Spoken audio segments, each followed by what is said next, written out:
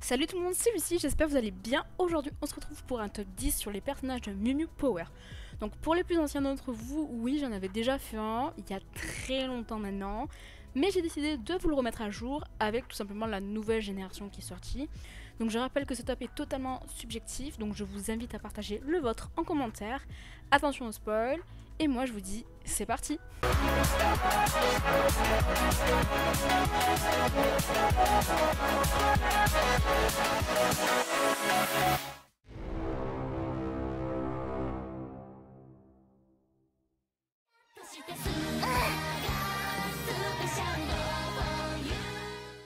Wesley, en fait, je trouve juste trop génial. Il est beau gosse, attentionné, il est fin pâtissier, mais il est quand même en dernière position, car finalement on le voit vraiment pas beaucoup. En tout cas, on le voit pas suffisamment pour en apprendre plus sur lui et son histoire, même si on a quelques brides d'histoire. Mais je l'aime quand même énormément.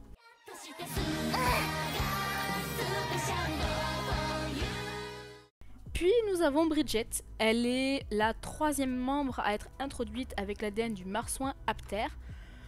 Je suis vraiment désolée, mais j'ai vraiment du mal avec ce personnage. Ses problèmes de vie ne me touchent pas, même si quand même son histoire est horrible, elle se fait harceler et elle ne mérite pas du tout un tel acharnement. Mais j'ai quand même l'impression que dans cette nouvelle version, chaque personnage est quand même plus développé, donc c'est quand même plus intéressant. Donc j'ai beaucoup plus apprécié ses apparitions, mais ça n'empêche pas de la trouver molle, passive, enfin bref, pas forcément très intéressante pour moi.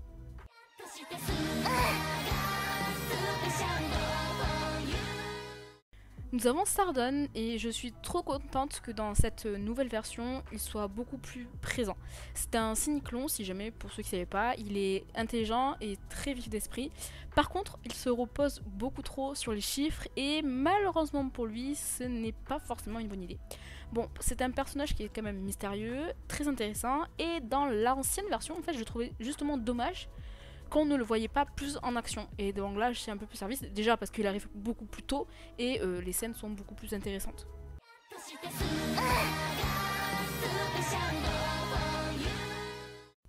Zoé monte grâce à la nouvelle version de Mew Power.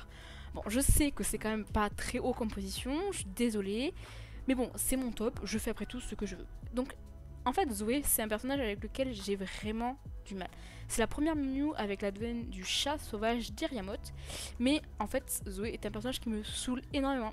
Surtout son obsession pour Marc et sa personnalité qui est toujours trop à fond, genre vraiment tout le temps. En fait, je pense que je la trouve juste too much. Mais cela dit, je l'ai quand même préférée dans cette nouvelle version. Pourquoi, je ne sais pas, peut-être qu'elle abordait différemment les graphismes, je sais pas, décidément cette nouvelle version me convainc plutôt pas mal.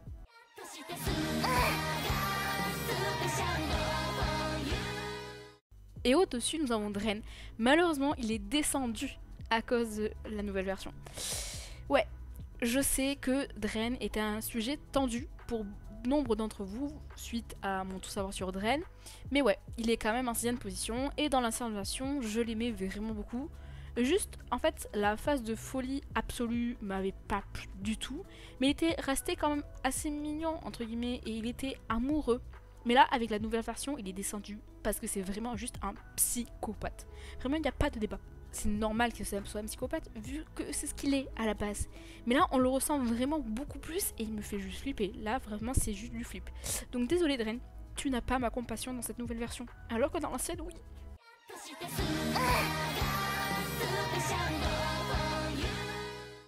Nous avons ensuite Elliot. Bon, bah du coup, c'est Elliot qui passe devant Dren. Parce que avant c'était l'inverse. Mais bon, Elliot est toujours beau gosse, il est toujours intelligent, il a vraiment tout pour plaire. Alors pourquoi tu te tournes vers Zoé?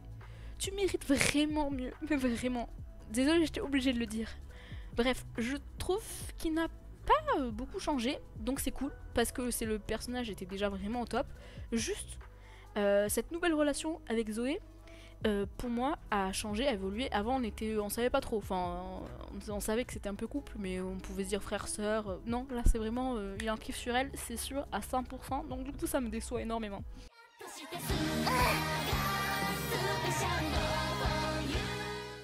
Quatrième position, c'est Corina, et elle a augmenté grâce à cette nouvelle version. Donc Corina, c'est qui? C'est la deuxième Miu Miu avec l'ADN du Lori bleu. Franchement, personnage top, top, top. Je la trouve vraiment mieux ici. Elle a fait plus réfléchi, vous voyez, et moins enfant pourri gâté. Bon, même si c'est ce qu'elle est, et elle est encore un peu, mais on en apprend beaucoup plus sur elle, sur son histoire, ses problèmes de vie. Bref, j'aime vraiment ce nouvel aspect de ce personnage, et c'est pour ça qu'elle monte considérablement dans ce top.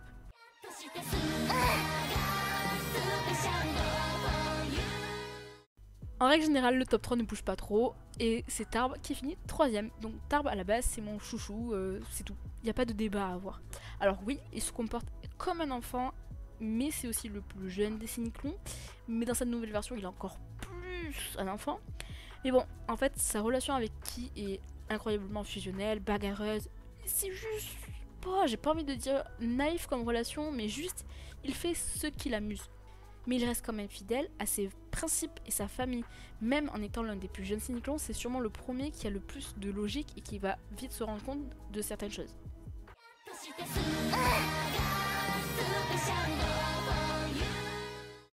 En deuxième position, nous avons Estelle, c'est la dernière Miu Miu à être introduite avec l'ADN du loup gris. Bon, déjà, elle est juste magnifique, elle est talentueuse, intelligente, et en plus, dans la nouvelle version, on la voit vraiment en action. Dans la première, on savait qu'elle était actrice, etc., mais on n'avait jamais vu aucun de ses talents. Et là, on a découvert son talent de chanteuse et d'actrice. Et franchement, moi, j'étais ravie. Il faut souligner que la chanson, d'ailleurs, est vraiment très sympa à écouter. Même si Estelle est un personnage quand même solitaire, d'où le loup, en fait, ça le correspond hyper bien, elle ne perd pas du tout le sens du groupe une fois qu'elle a intégré un groupe. Le loup, solitaire, meute, ça correspond nickel. Bref, c'est un personnage que j'adore.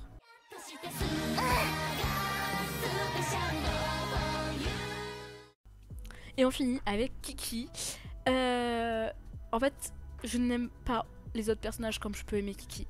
Parce que Kiki me fait mourir de rire. Elle possède l'ADN du Golden Lion Tamarin, qui est un petit singe. Donc ça correspond extrêmement bien à sa personnalité. Elle est pleine d'énergie, elle fait le pitre franchement, elle est juste au top. En fait, Kiki, c'est une vague d'air frais et de bonne humeur. Même si elle peut être considérée comme immature par certains, c'est loin d'être le cas. Vraiment, je vous jure, elle n'est pas du tout immature. Elle s'occupe de ses frères et ses sœurs, et franchement, c'est pas une mince affaire, surtout qu'elle est réellement un peu seule. Et de plus, est-ce qu'il faut que je vous rappelle la relation Kiki-Tarbes? Incroyable, j'aime vraiment beaucoup trop. Et des fois, un rien suffit pour faire apprécier un personnage.